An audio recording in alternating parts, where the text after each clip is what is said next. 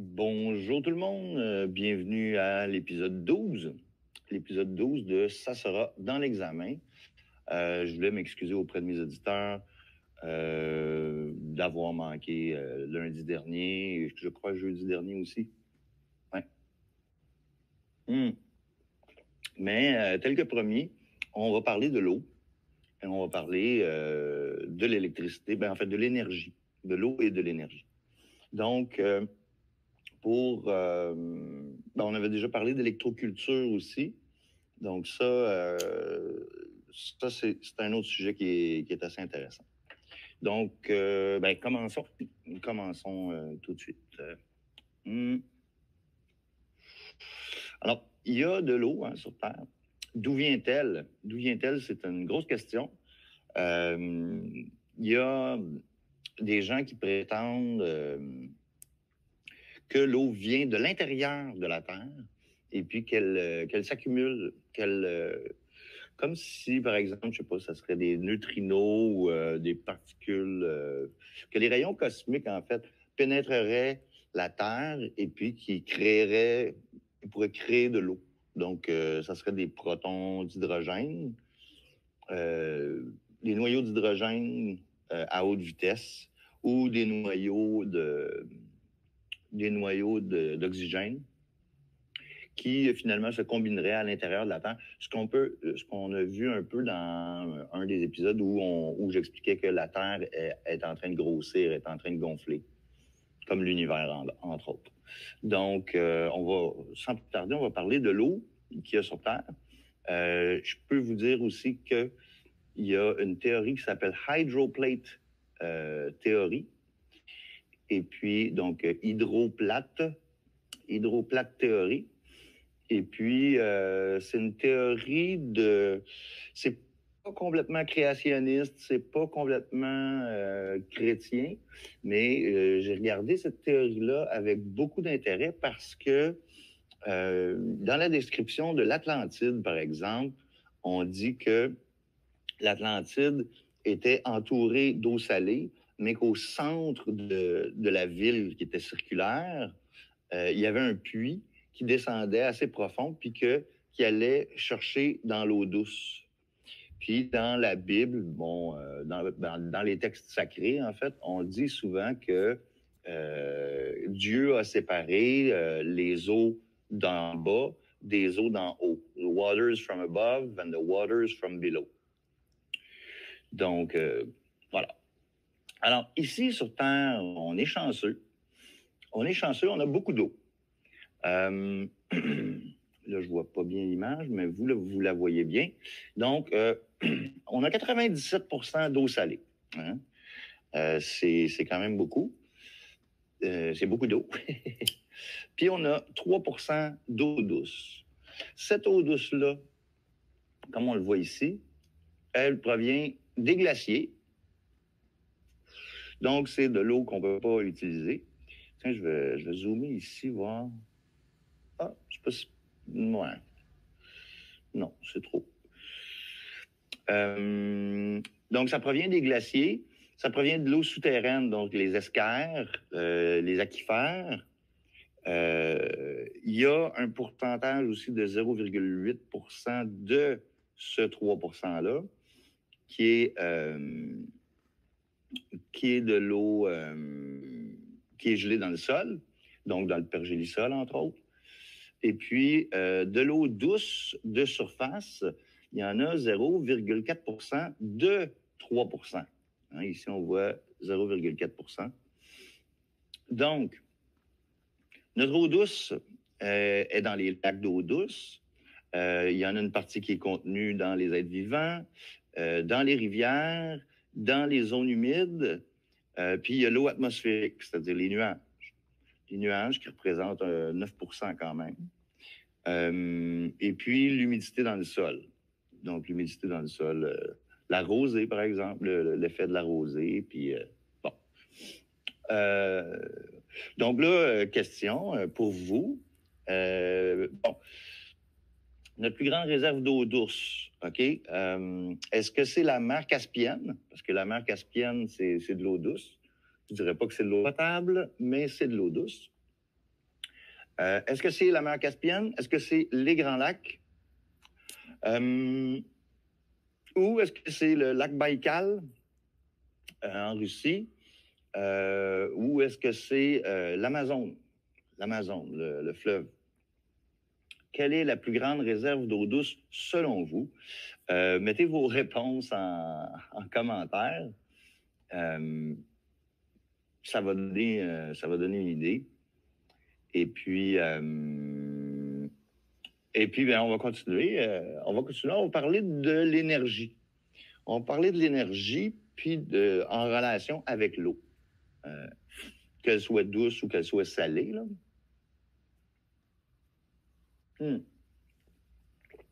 Puis là, merci Jésus d'avoir changé l'eau en vin. Ça n'a pas été fait en vain. Donc, petite blague à part, on va vous montrer une petite affaire intéressante. Donc, vous savez que je suis un passionné de pyramides. Donc, je vais vous parler encore des pyramides.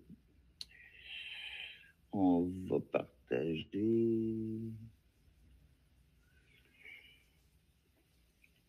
Tiens, celle-là ici. Alors, j'espère que vous voyez bien l'image. Donc, on voit, ça, c'est le site de Chichen Itza. Chichen Itza, c'est un complexe de pyramides. Et puis, ça se trouve sur la péninsule du Yucatan. Puis, le Yucatan, il n'y a pas de rivière. Il n'y a pas de rivière qui circule au Yucatan. Donc, qu'est-ce que les anciens ont considéré comme sacré? Ce sont les cénotés, c'est-à-dire ça ici. Le cénoté Cthulhu. Parce qu'il y a tout le temps de l'eau qui tombe. Hein? C'est un peu comme Tlaloc. Tlaloc, le dieu de la pluie, le dieu de la pluie qui dit dont son nom évoque le son de la pluie. Et puis, il y a un autre cénoté. J'espère que c'est noté. Un cénoté, c'est un trou, en fait. C'est une espèce de cavité qui contient de l'eau puis qui mène à l'eau d'en dessous, finalement, donc aux aquifères. Et puis, si on regarde correctement, il y a la pyramide principale est au centre, puis est équidistante entre deux cénotés. Donc, entre deux cuves d'eau. Là, je fais juste dire ça comme ça. Là, je fais juste dire ça comme ça. Mais ça va être dans l'examen. Ça va être dans l'examen. Donc, Chichen Itza, au Mexique, sur la péninsule du Yucatan. C'est pas Guatemala. En tout cas, une petite... voilà. Donc, ça nous donne une idée. Ça nous donne une idée de l'importance de l'eau dans la vie, dans la vie de tous les jours. Hein? OK, je vais vous montrer d'autres choses. Vous allez trouver ça fort amusant. Lord Kelvin avait inventé un générateur électrique avec de l'eau qui coule, mais c'est pas une turbine électrique, c'est électrostatique. Donc, on va regarder ensemble. C'est ça ici. On va regarder ensemble un extrait. On ne regardera pas au complet. C'est un extrait de Veritasium. Je le remercie pour son travail. Puis, mais fiez-vous pas à tout ce qu'il raconte. Alors, Lord Kelvin, c'est parti. We have a setup here with two rain shower heads making two streams of water. Now, each stream is going to pass through a set of coils right up by where they're released, and then it passes through this wire mesh down below. Now, okay, donc, il y a des colimaçons qui sont connectés en croisée. Et puis, il y a de l'eau qui passe à travers les colimaçons, puis qui vient dans une espèce de cette partie-là. Ici, la partie en bas, qui est un espèce de... Il appelle ça un mesh. C'est comme un tamis. Un tamis. Now, these two sets of coils, so this set of coils is separate from this set of coils. And donc, les deux coils en diagonale, celui-ci et celui-là, sont connectés ensemble, mais ils ne sont pas connectés avec ce set-là puis ce set-là. And they're each connected to one of these balls here. Donc, chacun des sets est connecté avec ses boules, avec ses... Once we get the water flowing, we should be able to generate a little electric spark right here. There it is. Oh. What's incredible is that we're generating a spark which is probably 5 to 10,000 volts. Bon, il dit 5 à 10 000 volts de décharge électrostatique dans un spark gap. Un spark gap, c'est la distance. Le spark gap, il peut être modifié par une chandelle ou il peut être modifié de différentes façons. En général, là, quand on a un chandail de laine qui est bien sec, là, et puis on sort de la douche, tu sais, puis qu'on a les cheveux bien secs et bien propres, puis qu'on enlève le soir, là, des fois, en enlevant notre chandail de laine, ça fait un éclair statique. Ben, pour 1 centimètre, il y a à peu près 10 000 volts. 1 centimètre, là, c'est 10 000 volts. Bon, il n'y a pas d'ampérage, mais il y a environ 10 000 volts. Ça va être dans l'examen aussi. It would give you a decent little shock. I mean, it's not actually dangerous because although the voltage is high, there's not that much charge behind it. So you can't get that much current flowing. And current is what really does damage. Now, the question is how, just out of this setup where we have falling water and some pieces of metal, do we generate 10,000 volts? Well, the way it works is that normally water is perfectly neutral. Normalement, l'eau a une charge neutre. C'est ça qu'il dit. Moi, je pense pas, là. There's even numbers of positive ions and negative ions. But as the water comes out of these two shower heads, sometimes there's going to be a slight imbalance, maybe a little bit more negative in this stream and a little bit more positive in that stream. Donc, il dit que si l'eau est neutre, il dit qu'il va y avoir peut-être un petit peu plus de positif d'un côté, puis un petit peu plus d'ions négatifs de l'autre côté. Now, normally that just kind of washes out over time, but not in this case. Là, en fait, ce qui arrive, c'est que ça crée une différence de potentiel. Here's the ingenious part. The mesh on the left is connected to the ring on the right. So if this mesh becomes negatively charged, then so does this ring. And now that ring will attract the positively charged water. So this whole stream becomes positively charged. Therefore, when it lands on this mesh becomes positively charged as well, which means this coil over here is positively charged, forcing the negative ions to be coming out of this stream more. And so what we have is a clear separation of charge. There's a positively charged stream on the right and a negatively charged stream on the left. Donc, positif d'un côté, négatif de l'autre côté. If you look closely at the streams, what you can actually see is they get more and more attracted to these top coils, and then the spark goes, and they reset. So basically what's happening is we're building up charge on these.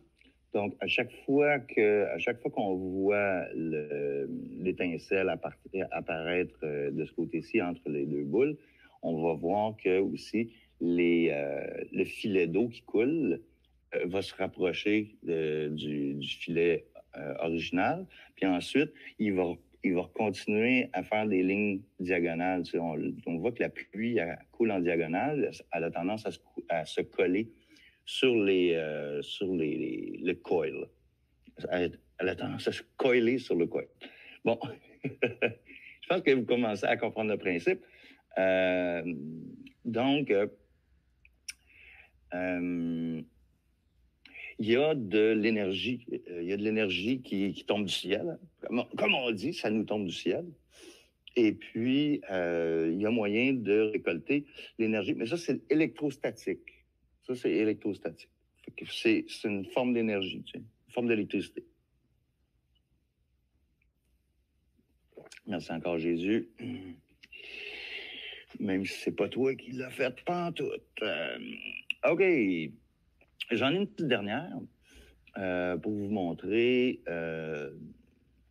En fait, que finalement, on est sensible à ça. Hein. J'ai parlé souvent que les gens sont électrosensibles. Tous les êtres vivants sont électrosensibles. Les plantes, les animaux, les humains, les poissons. Tout le monde, tout est électrosensible. Tout ce qui est organique est électrosensible. Je vais vous en partager un autre. Ça dure 3 minutes, puis ensuite, je ferai une petite conclusion, parce que je ne veux pas que l'émission dure trop longtemps. On y va avec... Voilà, mais celle-ci, c'est bien parce que c'est en français, donc ça va être bien compris par tout le monde. Alors, c'est un expert sourcier.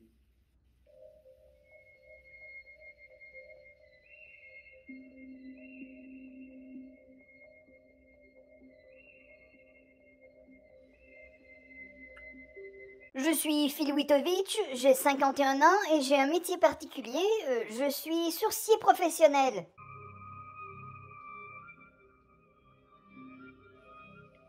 Je vais utiliser d'abord mon corps, qui est un excellent outil sensitif. C'est une forme d'énergie qui va remonter à travers la Terre et puis, sous une forme inconsciente, il y aura une réaction des différents outils du sourcier que j'aurai entre les mains. Bon, là, il dit une forme inconsciente. Ça dépend. Quand on devient sensible à ces énergies-là, ça devient conscient. Donc on se trouve à un forage suite à une intervention qui a été réalisée pour un projet de chalet-auberge. Donc ma mission, c'était de trouver un passage d'eau proche de son auberge. Donc je ferme les yeux, je me recentre. C'est important de se recentrer. Je me reconnecte à la nature. Dès que je suis prêt, je prends la baguette au-dessus de la tête. Ça me permet de m'indiquer la direction à prendre. Dieu, regardez la baguette. Philippe, c'est dans ces directions qu'il y a de l'eau. Ah. Donc vous avez vu la baguette Hop. qui a descendu. Sur la largeur et la longueur du passage d'eau. Donc je vais valider avec d'autres techniques. Donc avec l'aide de mes mains, je ferme les yeux pour pas être influencé et puis j'avance. Deuxième technique. Donc lui, il fait avec le clair touché. On le voit, il utilise ses mains. Il y a des gens qui utilisent le pendule. Il y a une façon de faire virevolter le pendule. Il y a beaucoup de vidéos sur les sourciers qui sont très intéressants et puis qui montrent justement qu'il y a une charge énergétique très importante. Je valide. L'eau va créer une réaction de la baguette. D'autres vont prétendre qu'on a des cristaux magnétiques dans le corps qui vont faire réagir les baguettes. Et donc vont prétendre que ces informations sont situées dans notre subconscient et qu'il y a une force supérieure derrière tout ça. Donc je suis pas là pour spéculer là-dessus, à chacun sa vérité. Je me pose pas trop de questions. Du moment que ça marche, qu'il y a des résultats, je suis satisfait. Donc, il dit, du moment que ça marche, je me pose pas trop de questions. Dans toutes les vidéos de sourciers, puis les très bons sourciers que j'ai écoutés, c'est des gens qui sont assez ordinaires, qui sont pas, c'est pas des grands intellectuels, parce que l'intellectuel, s'il va trop loin, il va se perdre un peu, il va se fier à une certaine intuition, mais généralement, les meilleurs sourciers, c'est des gens qui sont très simples, qui sont très, très terre à terre. Certaines personnes pensent qu'il y a un don. Alors, je pense pas que je suis quelqu'un de mystique. J'ai développé cette sensibilité comme un musicien, comme un peintre, comme un artiste, etc.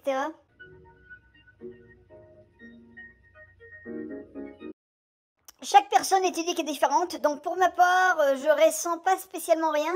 C'est beaucoup plus un truc intuitif. C'est peut-être des frissons, ça peut être de la chaleur, un son intérieur, ça peut être une image. C'est différent et puis c'est pas facile pour moi de mettre un mot à ce que je ressens.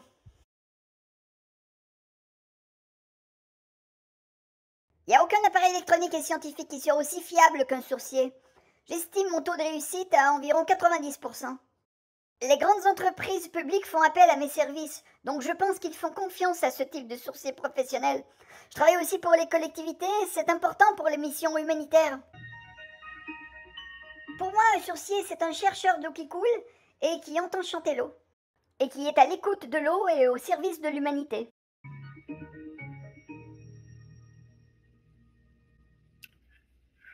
So, there you have it. Voilà l'explication. Ben, voilà, en fait, la démonstration. Faut dire que quand tu fais, pas du ressourcement, mais quand tu es sourcier puis que tu cherches de l'eau, tu peux trouver de l'eau par le clair touché. Tu peux le trouver avec le pendule, avec la baguette, il y a aussi des antennes. Dans un prochain épisode, je ferai peut-être une démonstration avec des cintres. Tu peux utiliser des cintres pour sentir, entre autres, les réseaux de Hartmann, mais tu peux aussi les utiliser pour détecter l'eau. Chose qui doit être importante, aujourd'hui, c'est pas une bonne journée pour aller détecter des escarres ou des sources d'eau, des veines d'eau souterraines. Pourquoi? Parce que c'est humide dehors. Donc, ça prend une journée sec. Faut que ça soit très sec. Et puis, comme ça, la différence de charge énergétique est plus palpable, est plus marquée. Donc, c'était ça mon épisode sur l'eau. J'ai une playlist, une liste de lecture YouTube qui s'appelle Water. Vous pouvez peut-être la trouver sur mon profil. Oui, si vous allez sur mon profil YouTube, je pense qu'il y a playlist. Puis vous allez en trouver, il y en a plusieurs, là, mais il y en a une qui s'appelle Water. Dans cette liste-là, il y a le film La mémoire de l'eau de Luc Montagnier qui transmet, lui, de l'information à travers l'eau, l'information génétique. Donc, il enregistre le son. Je ne me rappelle plus exactement c'est quoi là, tout son protocole, mais il enregistre le son dans l'eau. Et puis, ensuite, il réutilise cette eau-là, puis il retransmet à distance par Internet les données génétiques de l'eau. C'est un documentaire qui est... Tu sais, ça fait frire les cellules. C'est merveilleux. Vos neurones seront en état d'excitation. La mémoire de l'eau, Luc Montagnier. Il y a d'autres vidéos aussi intéressantes dans cette liste de lecture-là. C'est de l'enrichissement, si on veut. Là. Ça sera pas forcément dans l'examen. Mais je voulais absolument faire un épisode sur l'eau et sur l'énergie. Donc, je pense qu'on a des démonstrations intéressantes, mais on a surtout des questions à se poser. On a surtout des questions à se poser. Puis il y a une petite chose aussi que j'avais oublié de mentionner. C'est que contrairement à tous les matériaux sur Terre, dans sa forme solide, l'eau prend plus d'espace que dans sa forme liquide. C'est un tiers de plus, c'est-à-dire de la glace, ça occupe un tiers de plus que de l'eau liquide. Donc, si, par exemple, vous faites congeler de l'eau dans un pot en vitre qui est fermé, vous mettez ça dans le congélateur, vous allez vous retrouver avec un pot en vitre il va éclater parce que l'eau prend de l'expansion en devenant en phase solide, en devenant de la glace. Donc, c'est le seul matériau sur Terre qui réagit comme ça. Tous les autres matériaux, à ma connaissance, puis à la connaissance générale, font l'inverse. C'est-à-dire que si tu as de l'or liquide ou du plomb liquide, puis que tu le fais solidifier, ben, il va se contracter. Il va prendre moins d'espace. Donc, je vous remercie d'avoir été attentif. Ce sera dans l'examen. Lundi, c'est possible que je fasse l'épisode 13. J'ai pas encore choisi mon sujet, mais Ça va être intéressant. Je vous le garantis. Merci. Et puis, bonne journée.